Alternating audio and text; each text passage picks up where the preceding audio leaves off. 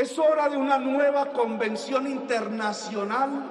L'investiture à la présidence de la République colombienne de Gustavo Petro, ancien guerriero et militant progressiste, constitue sans doute une bifurcation importante dans le paysage politique latino-américain.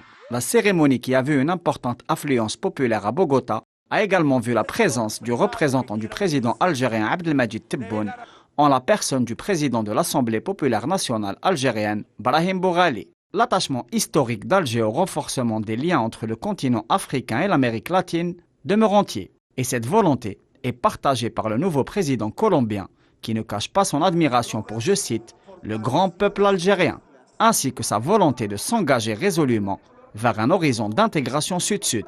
Le nouveau président colombien, accompagné par sa vice-ministre chargée des Affaires multilatérales, Laura Gil, a tenu une rencontre avec le ministre des Affaires étrangères de la République arabe sahraouite démocratique, Mohamed Salem Ould Salek, afin d'entériner le rétablissement des relations diplomatiques entre les deux États, gelées depuis 2001. Les relations entre les deux parties datent de 1985, mais la Colombie avait décidé de les geler unilatéralement. C'est ce qu'explique le représentant de la RAST chargé de la zone latino-américaine et caribéenne, Mohamed Zarog, qui remercie le nouveau gouvernement colombien parce que, je cite, il a mis le rétablissement des relations bilatérales dans le cadre de son agenda prioritaire, marqué par une préoccupation pour la paix. À ce propos, cette mesure est l'une des premières en matière de politique étrangère adoptée sous l'ère Petro. L'action diplomatique sahraoui dans la région se caractérise par un dynamisme certain.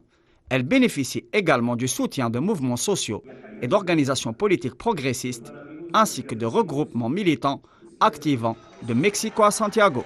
À l'exemple du pacte historique, une large coalition politique unifiant différentes expressions de gauche, luttant pour la justice et la paix et ayant soutenu activement l'élection de Gustavo Petro à la magistrature suprême à Bogota. Pour rappel, la RAST a également vu dernièrement ses relations être rétablies avec la Bolivie, le Pérou ou encore le Honduras. La cause du Sahara occidental peut également compter avec le soutien historique de Cuba, du Nicaragua et du Venezuela.